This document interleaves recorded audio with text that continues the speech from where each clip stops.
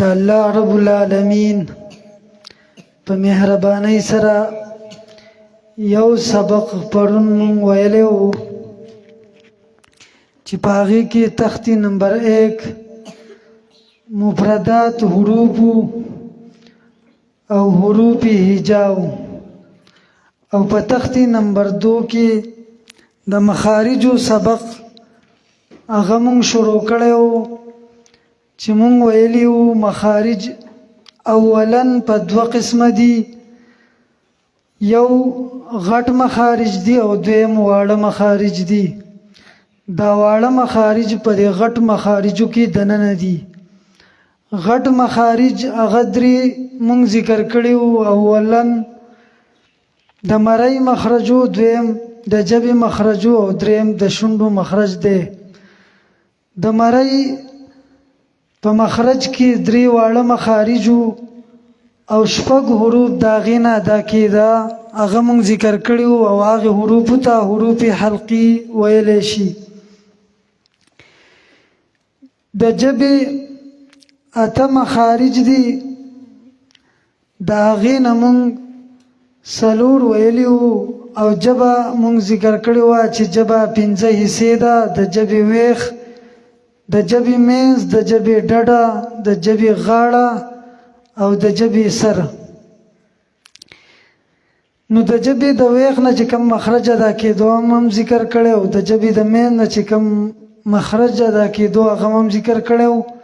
او د ژبې د ډډې نه چې کوم مخرج ادا کېدو هغه هم ذکر کړی. نن 8 نمبر مخرج ذکر کوو. دا سره تاسو وایئ: لام،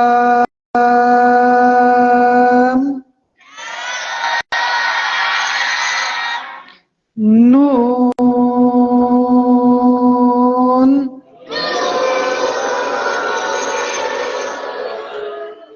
را ادا کیږي د ژبې د غاړې او بر جامې د نرو غاښونو د ورونه.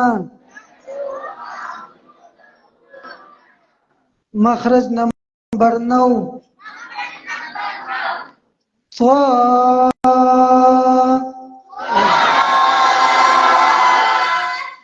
دال، تا ادا کیږي د ژبې د سر او بره مخامخ د 2 غاښونو د شاګانو نه.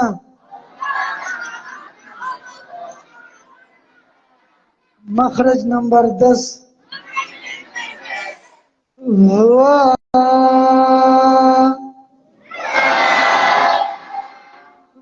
رال، سا ادا کیږي د ژبې د سر او بره مخامخ د 2 غاښونو د سرونو نه.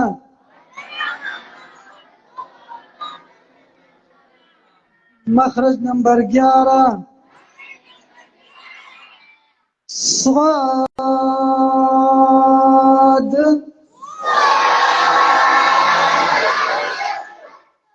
زا، سین ادا کیږي د ژبې د سر او د مخامخ لاندې باندې غاښونو د شاګانو نه.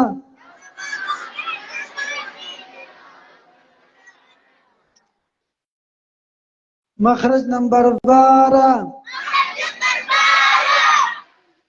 فا ادا کیږي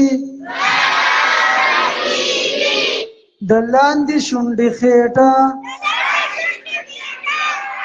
او بره مخامخ 2 غاښونو د سرونو نه.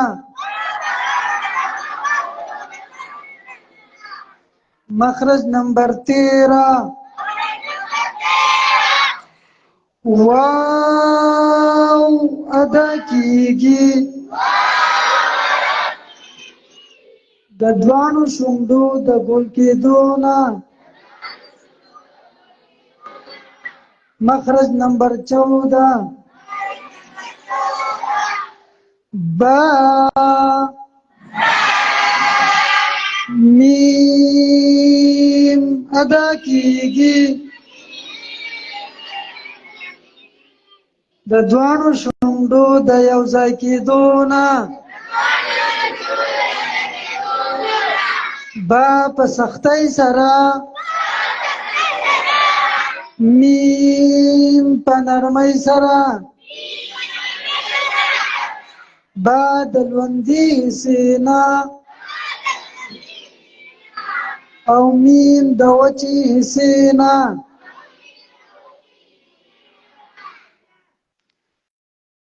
کم حرف پکې پاتې شو تاسو ته پته لګي؟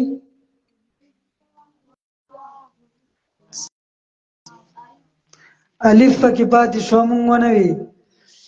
الف ادا کیږي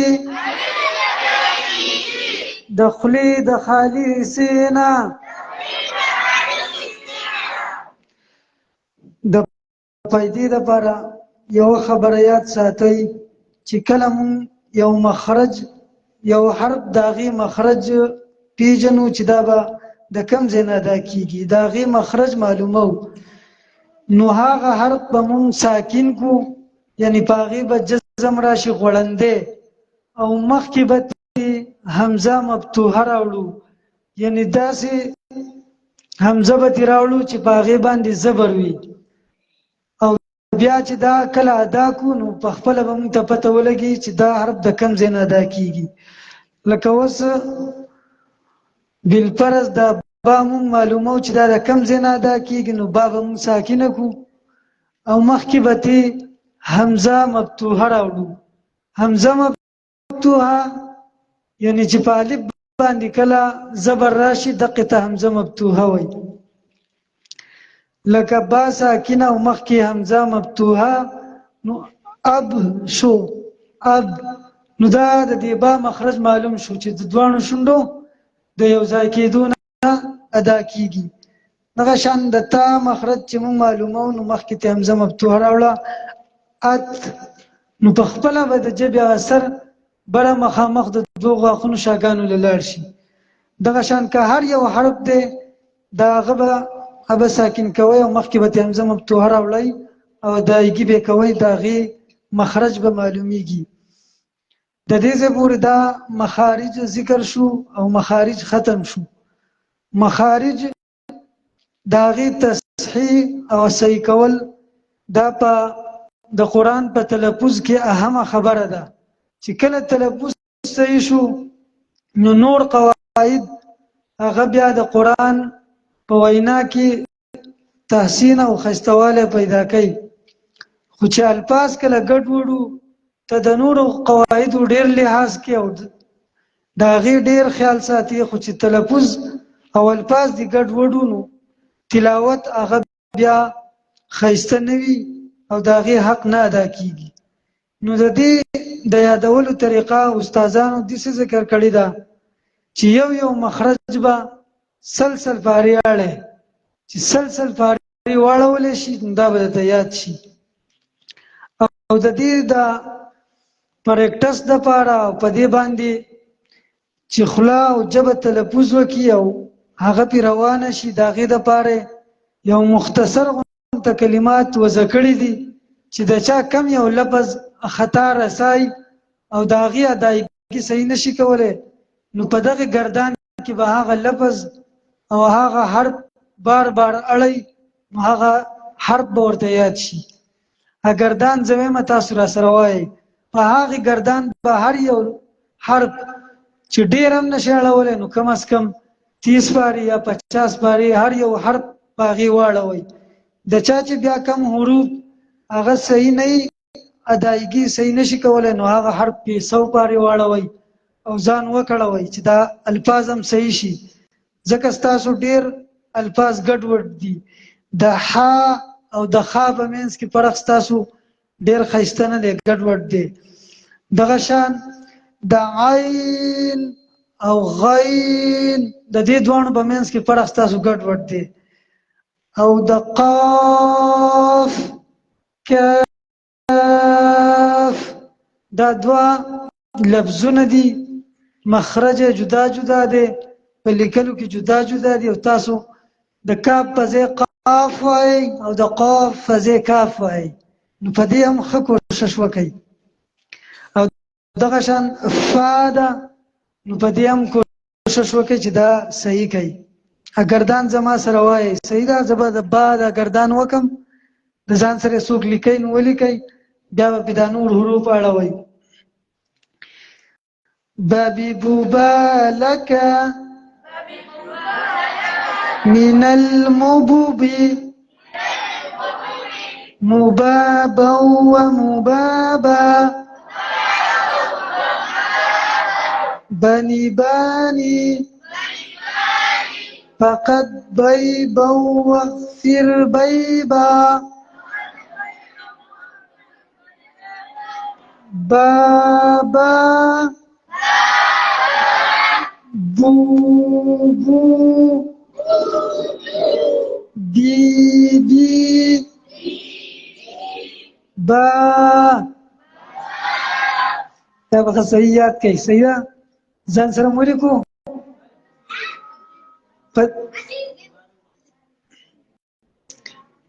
بیا ورته غوږ شئ بابي بوبا لك من المبوب مبابا ومبابا بني باني فقد بيبا واغفر بيبا بابا بوبو بيبي با مخکې بسی وایو که دا و پوره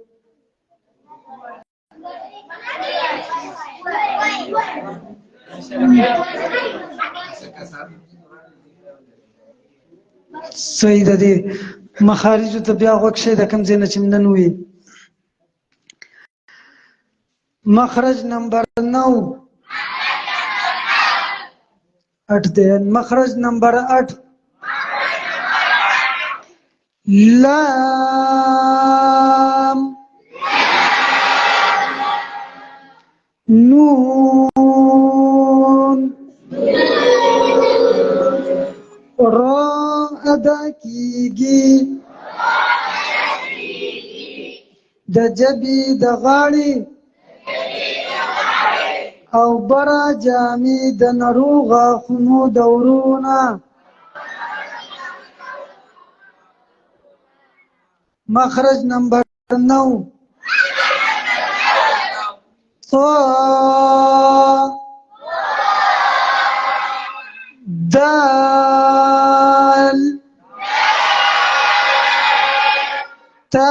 ادا کیږي د جبې د سر او برا مخامخ دوو غاښونو د شاګانو نه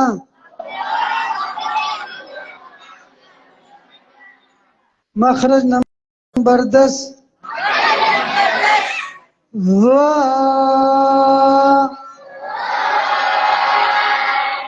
ذال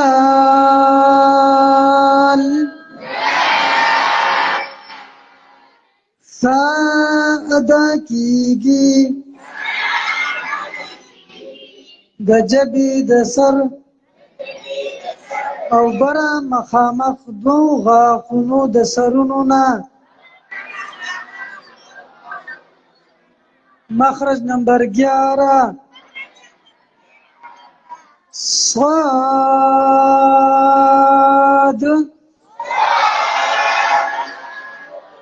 زا سین ادا کیږي د جبې د سر او لاندې باندې مخامخ دوو غاښونو د شاګانو نه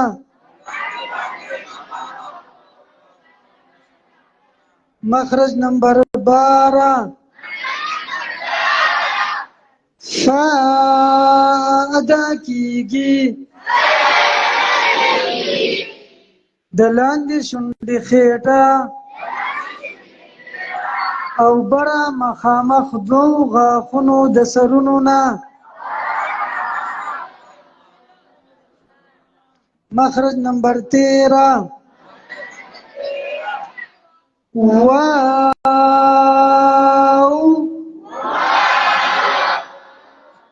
ادا کیږي د دوانو شونډو د ګول کېدو نه مخرج نمبر 14 با میم ادا کیږي د دوانو شونډو د یو ځای کېدو نه با په سختۍ سره میم په نرمۍ سره با د لوندې حصې نه میم د وچې حصې نه یو خبر دلته واورئ چې شونډې دوه حصې دي یو وچه حصه او یو لمده حصه وچه حصه دا بار چې کومه د شونډې ده دا وچه حصه ده او لنده دا دننه حصه او بیا دا دننه حصه دې ته د شونډې خېټه هم وایي فاتحه ادا کیږي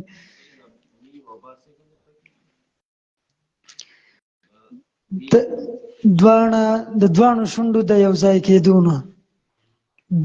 با په سختۍ سره میم په نرمۍ سره بیا با د لوندې حصې نه او میم د وچې حصې نه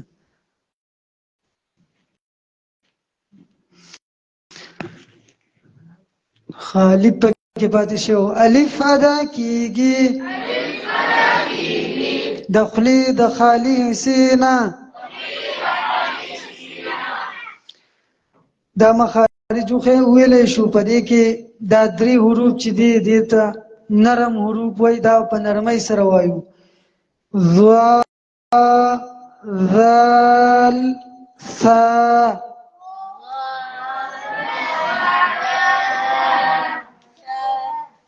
او دا درې حروف په سخ وایو چې څونه سخ ویلی شي او جبې له زور ورکې نو هغومره به صحیح ادا کیږي صاد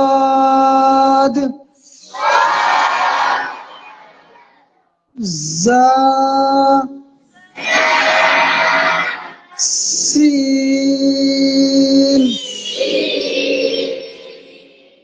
دا پکې سخت حروف دي د دې نه علاوه دا کم حروف چې دي دا ټول نرم دي دا به یاد ساتئ بیا لاندې د یو شان اواز والا حروف دا سبق را روان دی نو په دې کې بیا تاسو پرخ کوئ سخت حروف کم دي نرم حروف کم دي درمیانه حروف کم دي نو چې دا درته یاد وي په هغې کې به بیا تاسو ته اسانتیا وي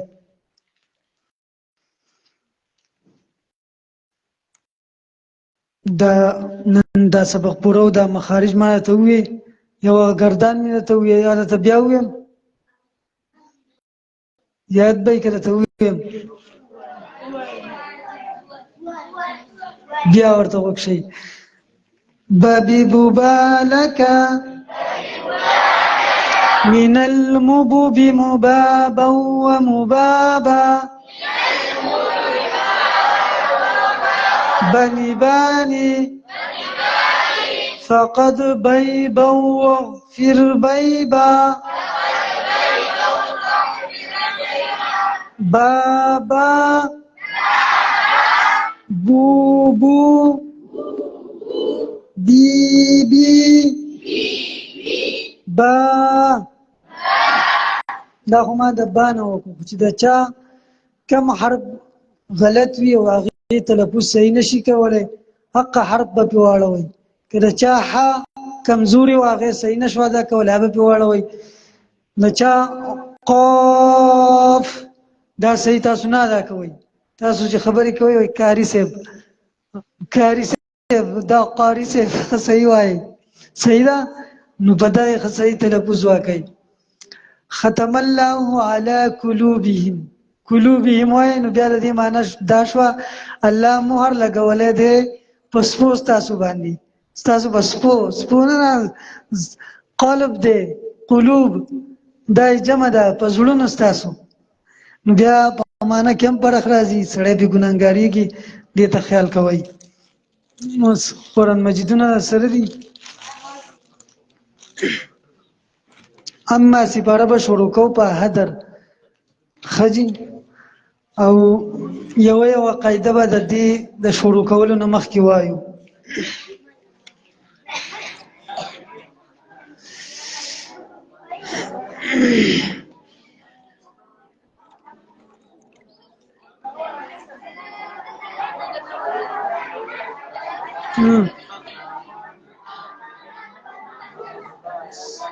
څه شو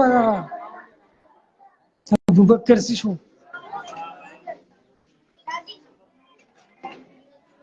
څه شو د قصیده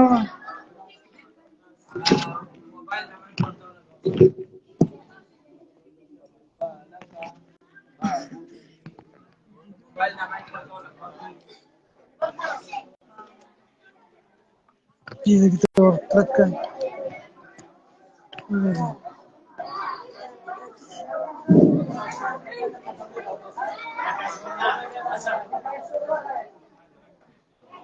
غلی کینه شور مکه لکه کینه شبا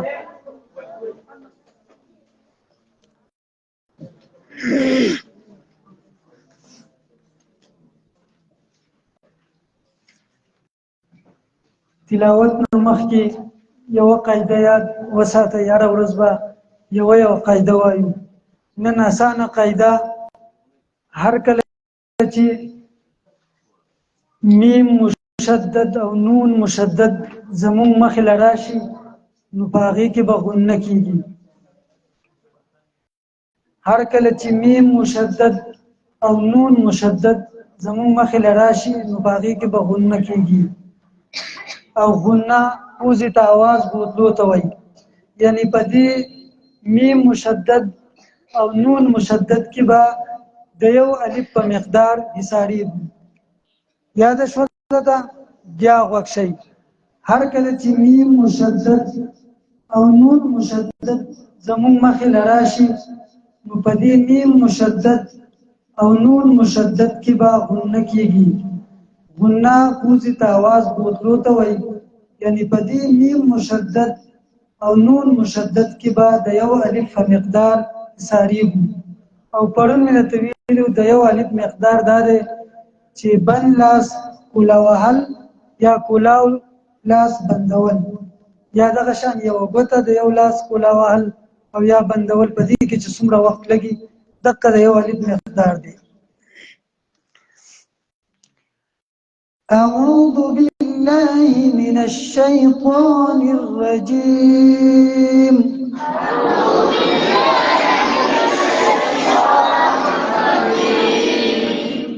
بسم الله الرحمن الرحيم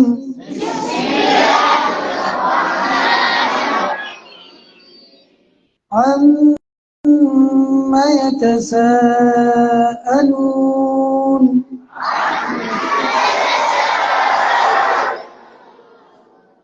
عن النبأ العظيم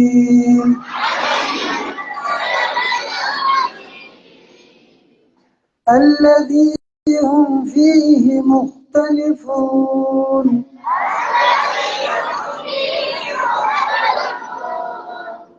كلا سيعلمون ثم كلا سيعلمون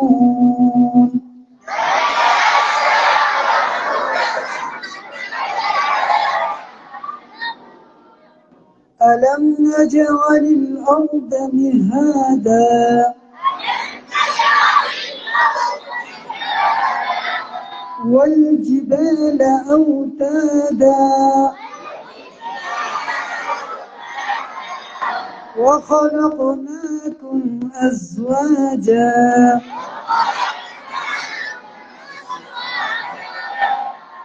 وجعلنا نومكم سباتا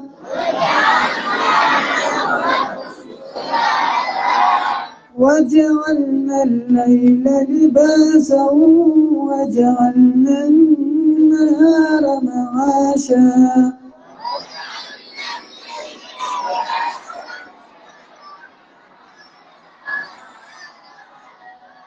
وبنينا فوقكم سبعا شدادا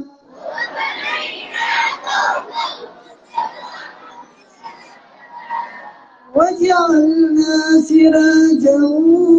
وهاجا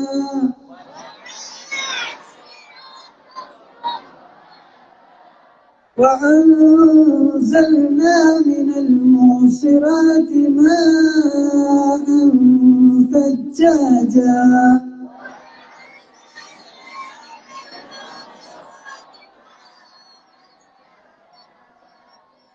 لنخرج به حبا ونباتا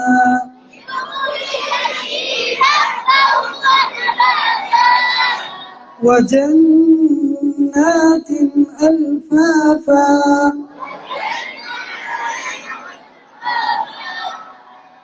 إن يوم الفصل كان ميقاتا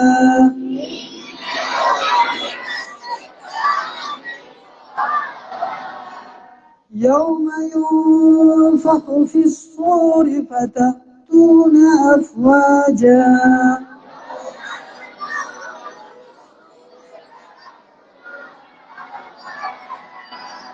وفتحت السماء فكانت أبوابا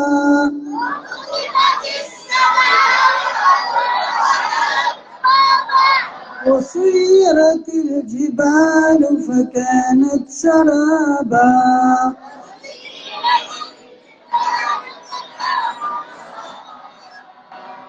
إن جهنم كانت مرصادا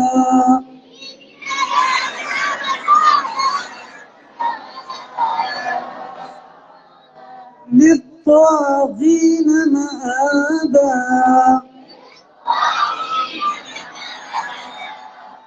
لابثين فيها أحقابا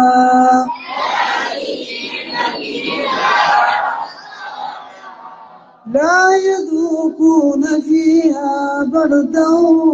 ولا شرابا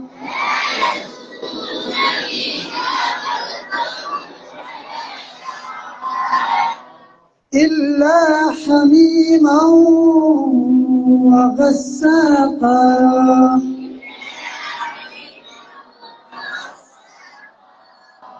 جزاء وفاقا إنهم كانوا لا يرجون حسابا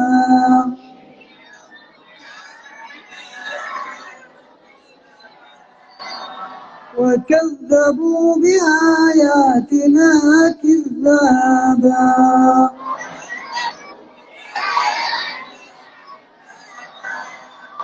وكل شيء أحصيناه كتابا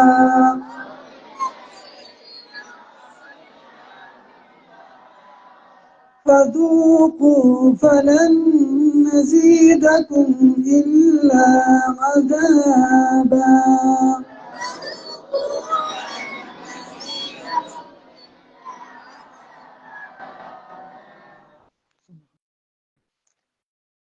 دا رکوع په هدف شو په دې طریقه